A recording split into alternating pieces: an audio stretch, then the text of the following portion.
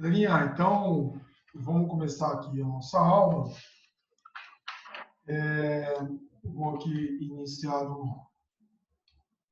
os slides. Então é o seguinte, deixa eu me colocar aqui no canto. Deixa eu abrir um pouquinho mais aqui, pronto. Hoje é Sociologia, né? Como vocês viram, retratos da cultura brasileira, das origens da indústria cultural. Então, é um módulo mais curto. Tanto é que se você abrir aí a sua apostila, você vai perceber que, de fato, é praticamente só isso aqui. Tá? E a proposta da apostila foi essa, porque ela vai continuar falando sobre as questões culturais nos próximos módulos. Então, por isso que nós tivemos módulos menores. Legal? Então, é o seguinte. Iniciando aqui a nossa discussão, vamos dar uma olhada aqui para pensar que, na verdade, ele gera uma provocação bem significativa. Olha só.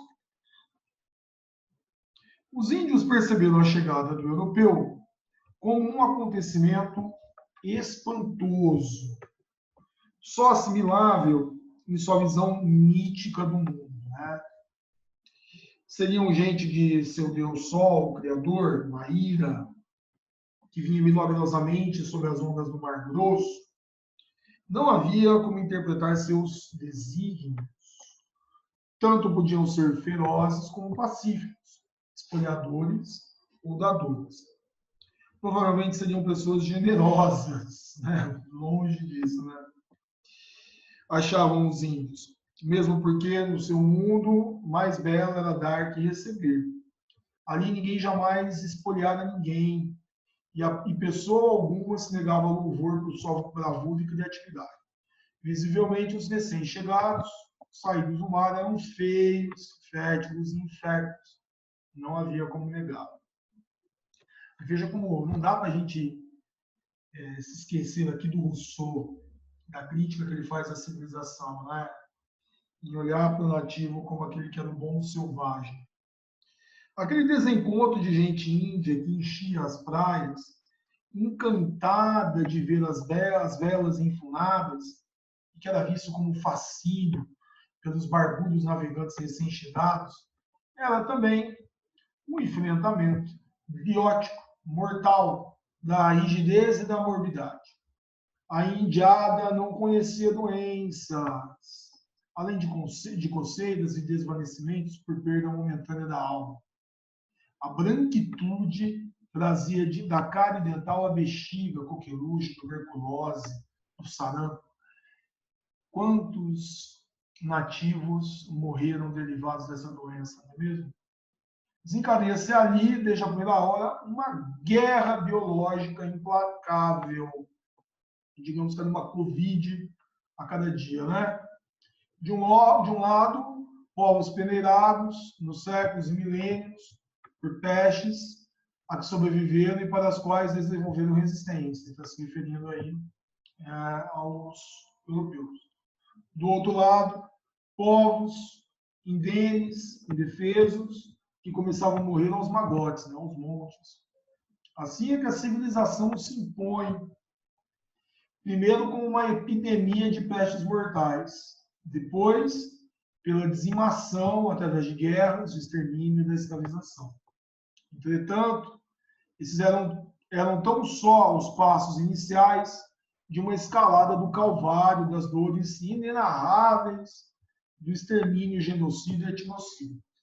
Temos aqui um clássico da antropologia, né, e sociologia brasileiras, que é do Darcy Ribeiro, O Povo Brasileiro. Não dá para a gente, infelizmente, aqui, né, tentar refutar a tese do professor Darcy Ribeiro, porque isso é o que vem acontecendo, inclusive, até hoje. Veja que a charge que nós temos aqui, ela é muito correta da Laerte, né? Por quê? Olha lá, bom, adeus ao sonho da casa própria. Por quê? Com a chegada dos europeus, o que aconteceu? Esses nativos perderam suas terras, eles perderam aquilo que eles tinham talvez de mais importante, que era um lugar para morar. Eles vêm perdendo essas terras até os dias de hoje. Com base no texto de Darcy Ribeiro, explique como os indígenas brasileiros interpretaram, no primeiro momento, a chegada dos europeus ao continente americano. Bom, essa interpretação era uma interpretação positiva, né? Achavam que esses indígenas, achavam que esses colonizadores eram deuses, enviados de Deus. Qual é o sentido que a palavra Calvário, que é o nome do monte onde Jesus foi crucificado, adquire no contexto? Bom, gente, a palavra Calvário, se você tiver um interesse depois de procurar essa palavra no dicionário, você vai perceber que esse Calvário ele representa um local de sofrimento, um sofrimento que esses indígenas eles vão ter. Né? Inclusive, isso remete ao próprio martírio de Cristo. Então, o sofrimento é um martírio dos indígenas devido a toda a espoliação, toda a violência cometida pelo conquistador. Tá? Bom, com isso, a gente vai começar a discutir o que é a cultura brasileira. E a gente vai ficar aí até o final do nosso curso debatendo qual o significado da nossa cultura, né? Como que a gente entende a nossa cultura. E você sabe que ao longo da história brasileira, nós sempre buscamos aí uma identidade para o que é o Brasil. Você pega, por exemplo, na literatura, você estudava aí o romantismo, do José de Alencar, uma tentativa de criação de identidade nacional, inclusive sempre procurou o índio, né? Se negou a tradição africana, inclusive com uma política racista. Depois você teve a Semana de Arte Moderna, em 22, que vem mais uma vez resgatar essa noção de identidade. O governo Vargas, que vai retratar a ideia da miscigenação racial.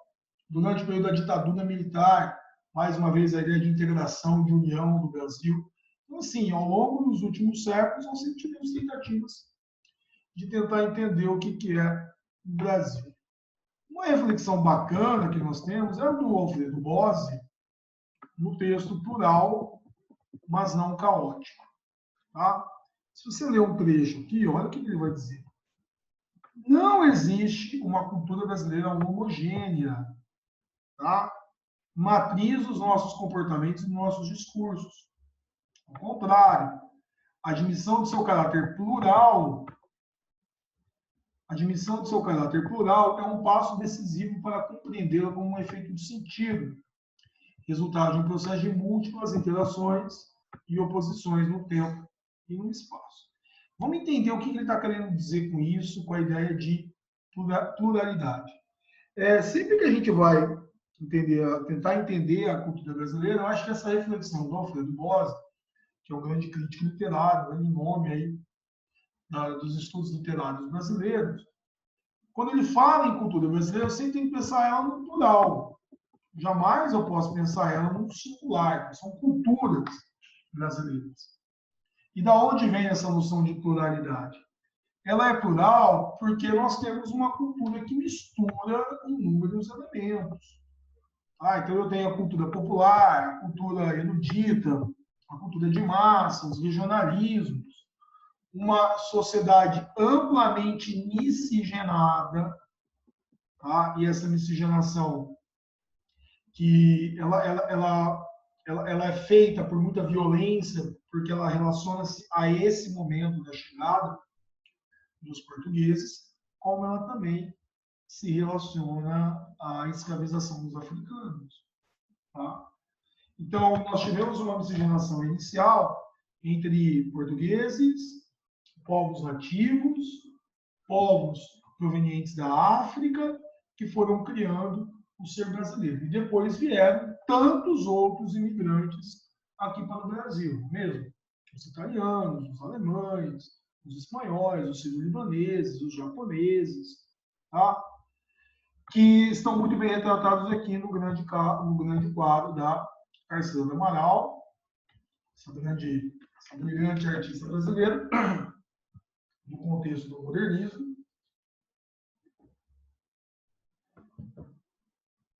que conseguiu retratar muito bem essa questão da diversidade brasileira. Tá?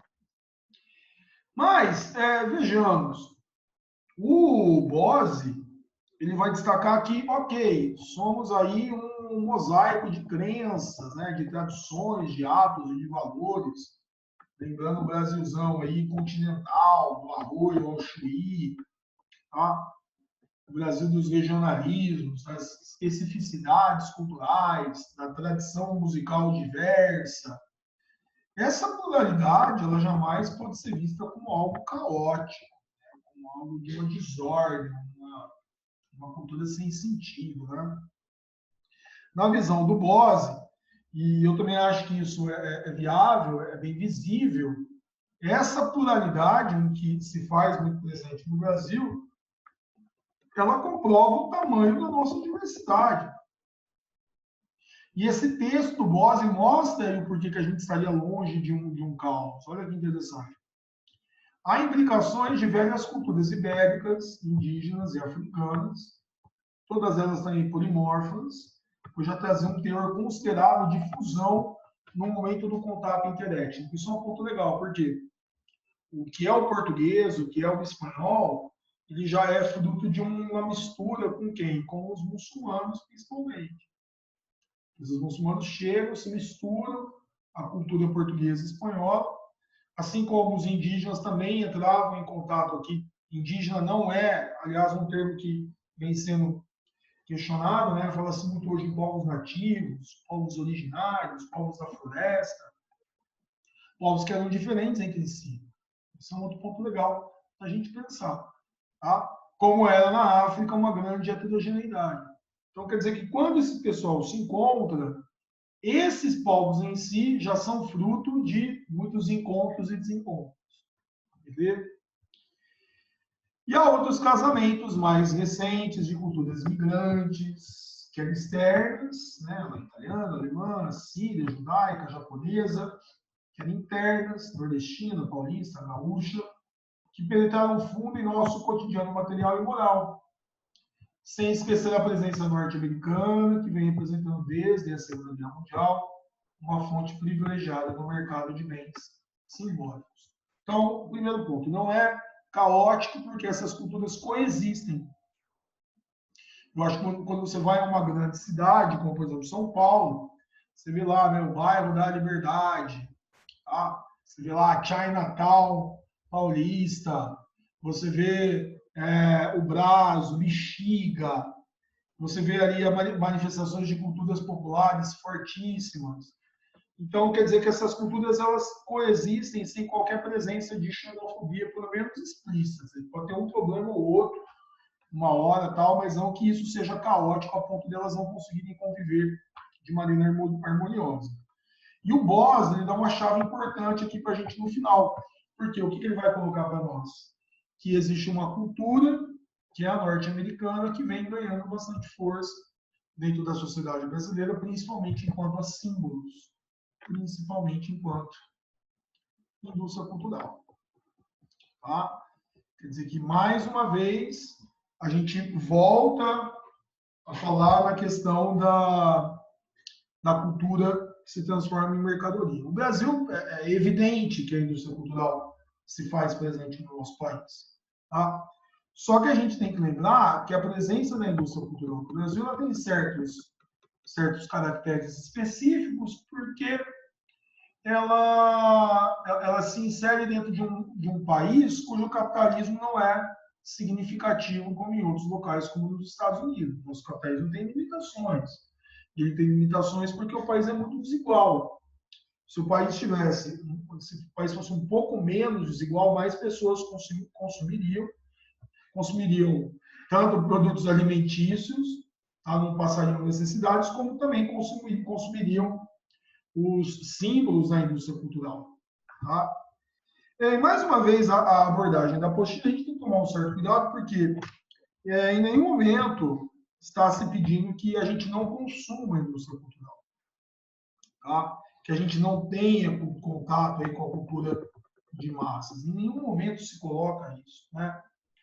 Eu aqui tenho inúmeros elementos de indústria cultural.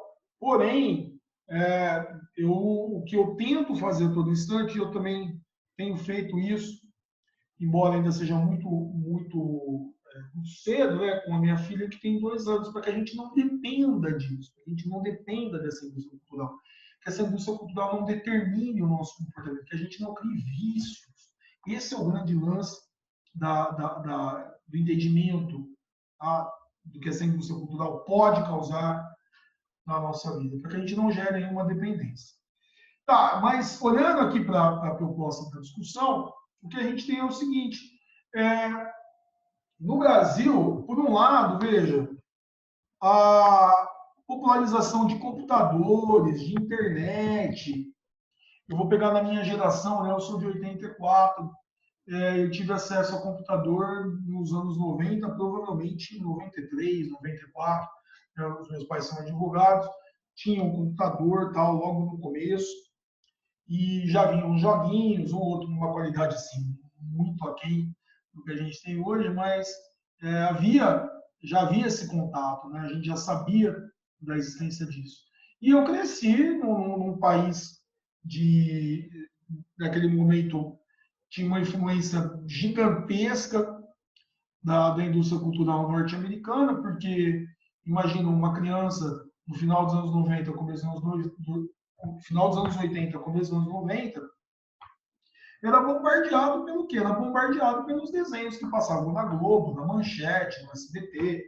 Então, poxa, eu me lembro, né? Eu tenho até guardado isso até hoje, os bonecos do Cavaleiro do Zodíaco, era uma febre. E isso era transmitido por onde? Pela televisão. Os videogames depois, né? O Mega Drive, o Super Nintendo, eles traziam o Mario, olha como é que o Mario, o Sonic, o filme recente do Sonic, são elementos de uma indústria cultural que cria símbolos que você quer, que você deseja. Tá? Me lembro de gostar muito dos X-Men, e aí a gente assistia o desenho dos X-Men, comprava a revista dos X-Men, comprava o jogo dos X-Men, queria um boneco, era uma loucura. Então, aqui começou a se popularizar bastante nas últimas décadas. Então, se a gente pegar nos anos 90 para frente, nós tivemos uma popularização, porque é quando a internet começa a chegar com mais força. E, naturalmente, ela é acompanhada de uma grande publicidade. Eu assisto os desenhos infantis com a minha filha e vejo, eu tento até mudar, para que não tenha ali uma força, uma pressão dentro da cabeça da minha filha, em 2 anos e 3 meses, né, de que ela precisa ter a Barbie, que ela precisa ter a LOL, isso e aquilo. E é uma coisa que a gente tem que tomar um certo cuidado para que, como eu disse, não gere vícios, não gere dependência, e que a gente crie aí um padrão de consumo que depois se torne insustentável e não gere nada de bom na criação, na construção da personalidade de uma criança. Tá?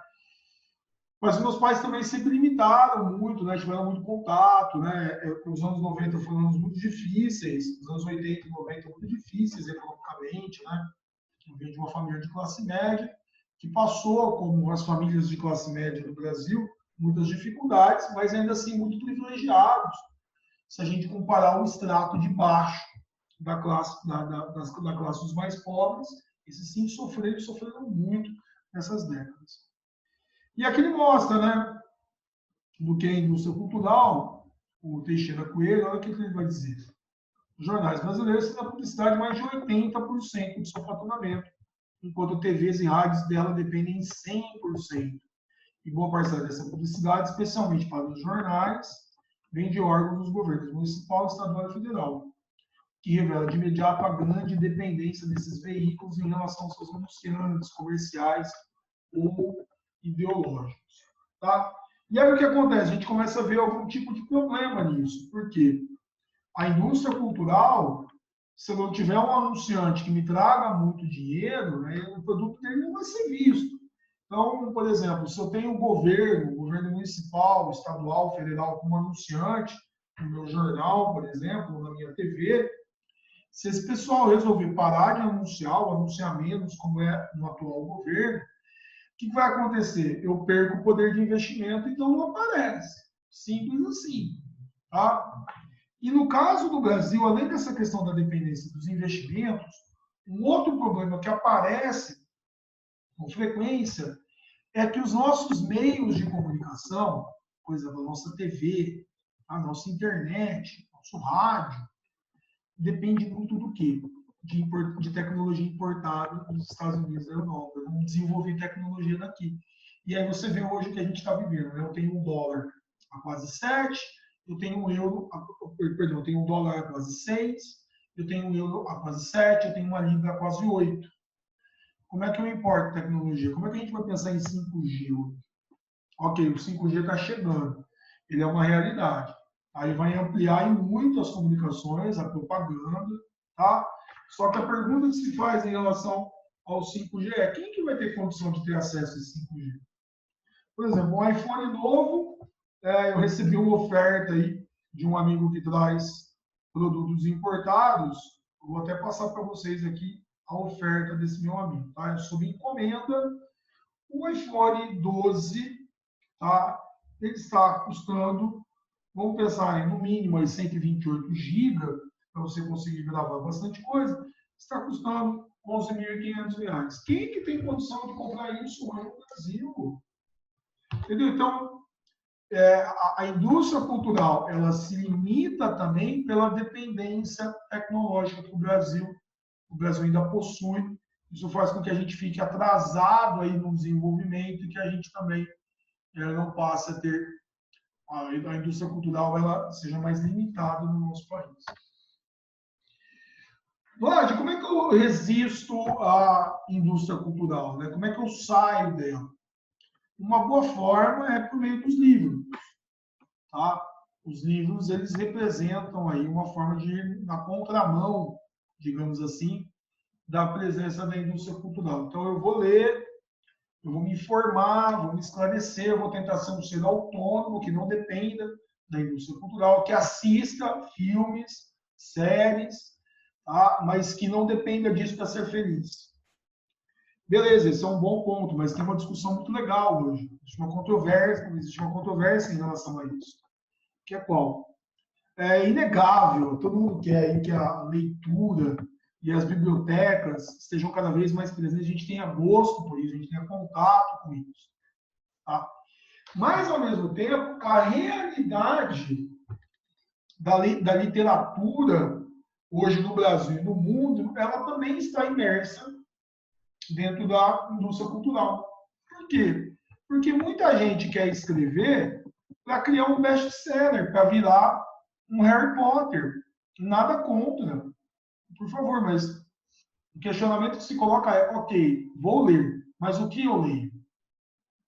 Será que o que eu estou lendo também está dentro das necessidades inventadas pela indústria cultural? Então, quer dizer que eu só leio Harry Potter, eu só leio,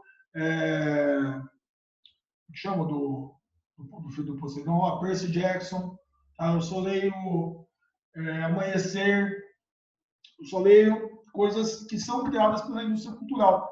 Então, quer dizer que, mesmo quando eu vou para a leitura, e a leitura vai ser sempre fantástica, porque eu sempre entendi isso desde pequeno, que a leitura me faz escrever melhor, sempre. E eu não tenho dúvida de quem lê, independentemente do que leia, vai escrever melhor. Porém, a questão do conteúdo me parece muito importante. Tá? Por quê? Porque é bacana, é legal ler fantasia, mas eu também tenho que ter outras leituras. Eu também tenho que ter leituras relacionadas a outras áreas. Né? A filosofia é algo fantástico, a sociologia é algo incrível. Tá? Mas que, mais uma vez, eu busque a leitura, mas que eu saiba equilibrar essa leitura com outros assuntos. Tá? Essa é uma questão interessantíssima que a gente vem vivendo hoje. E o brasileiro, como a gente sabe, lê pouco, né, gente? Nós não somos uma nação de leitores. Tá? E aqui os dados mostram isso. Veja, o brasileiro lê em média 4 livros por ano. Tá? As pessoas que não estão na escola leem 2,3 livros por ano. Muitas pessoas não leem sequer um livro no ano. Tá? Bom, gente, tudo é feito por opção, por escolha. Mas não é inquestionável que a leitura liberta. A leitura ela te dá uma visão diferente do mundo. Nós temos esse estudo aqui dos retratos da leitura no Brasil, tá? Ele vai mostrando aqui, ó, as regiões do Brasil, e veja, o azul é o leitor e o vermelho é o não leitor. Tá? Olha lá, na região nordeste do Brasil, é quase 50-50, não mudou de 2011 para 2015. Ó, na região sudeste aumentou, 61%. Tá? Na região sul, 50%, 50%. Na região centro-oeste, 57, 43. Na região norte, 53, 47. Então, veja, é bem parecido, né? É quase meio a meio um país dividido entre aqueles que leem e os que não leem. Uma coisa que a gente também precisa pontuar é que livro continua sendo caro no Brasil. Tem esse problema. Tá? Nós temos livros caríssimos. Tá? E isso foge da possibilidade da nossa população. Às vezes não tem dinheiro para malemar para comer, como é que ela vai comprar um livro? Como é que ela vai comprar uma revista? Tá? Como é que ela vai disponibilizar um dinheiro para isso? Você vê que a cultura ela também é uma forma de diferenciação entre as pessoas. Tá? E você vê aqui, ó, 45% do pessoal não frequenta a biblioteca. A gente tem uma baita uma biblioteca em Rio Preto, a biblioteca municipal. Tá? 85% dos brasileiros não compraram nenhum livro. 56% nunca compraram um livro. Olha isso, como é complicado. Gente, os livros libertam. Tá? A gente sempre tem que lembrar disso. Tá? Leiam. Tá? No primeiro momento, não importa o que, mas leiam. Tá? Leiam os livros. E aqui tem uma proposta muito legal dessa Simone Weil, que ela fala de uma forma de lutar contra a indústria cultural por aquilo que ela chama de enraizamento. Tá? Olha que interessante o que ela vai dizer. A necessidade mais importante e mais desconhecida da alma humana, e uma das mais difíceis de definir. O ser humano tem uma raiz por sua participação real, ativa e natural na existência, de uma coletividade que conserva vivos certos tesouros do passado, e certos pressentimentos do futuro. Tá? O que ela está querendo dizer como enraizamento? Enraizamento é proteger a sua cultura, a cultura local, da influência daquilo que vem de fora. Para tentar preservar ela, para tentar manter ela, para que ela não morra devido às influências na indústria cultural. Tá? Então, isso, se a gente olhar ao longo do tempo, ao longo da história, muitas culturas nativas, muitas culturas indígenas desapareceram. Por quê? Pela presença da cultura do colonizador. Entendeu? Veja que aqui, só para a gente fechar a reflexão, a conquista colonial causa desenraizamento e morte, com a supressão brutal das tradições. A conquista militar também, mas a dominação econômica de uma região sobre outra no interior de um país causa a mesma doença. Age como conquista colonial e militar ao mesmo tempo, destruindo raízes, tornando os nativos estrangeiros em sua própria terra. Esse é um termo muito importante. Entenda muito bem o que eu vou falar. Hoje é sexta-feira, dia 30, amanhã é dia 31, comemorado o Halloween. Quando eu tinha a idade de vocês, isso praticamente não existia em Rio Preto. Isso é muito difundido em Rio Preto. Nada contra. Tá? Eu acho, aliás, bacana, legal, que no meu condomínio a galera se veste, esse ano talvez um pouco menos, mas eu vi uma agitação, vi várias casas vestidas com o Halloween. Perdão, várias casas decoradas com as questões do Halloween. Mas o ponto do enraizamento ok, eu conheço o Halloween, eu curto o Halloween, mas será que eu conheço as tradições do meu país? Até que ponto as tradições do meu país estão sendo perdidas por tradições estrangeiras? Veja, nada contra gostar do Halloween, tá? Eu também acho legal. Se alguém vier pedir aqui doces travessuras, eu posso dar uma balinha sem problema nenhum e não enxergaria problema algum que a minha filha brincasse também, não agora por causa da Covid. Tá? Mas será que eu também conheço as tradições do meu país? Veja que o sítio do Pica-Pau Amarelo, não vou discutir a questão do Monteiro Lobato, não vou entrar no ponto das críticas que o Monteiro Lobato deve sofrer pela visão racista que ele possuía. Mas isso aqui identifica muito tradições brasileiras, cultura popular brasileira. E aí é que está. Essa cultura brasileira não tem tido a mesma importância, tá? O enraizamento dessas culturas estrangeiras. Tá? Então, eu acho que é isso que a gente deve se sentir provocado neste instante. Legal? Bom, o que os exercícios nos trazem para fechar a aula aqui? Olha só. Vou observar a tabela aqui ao lado. Então, vamos lá. Assiste a televisão? Opa! 85% em 2011, 77% em 2007. Escuta música ou rádio? Descansa, reúne com amigos, assiste vídeos ou filmes em DVD, né? DVD é uma coisa que não está existindo mais. Navega na internet, pratica esporte, faz compras, olha, escreve, 18. Tá?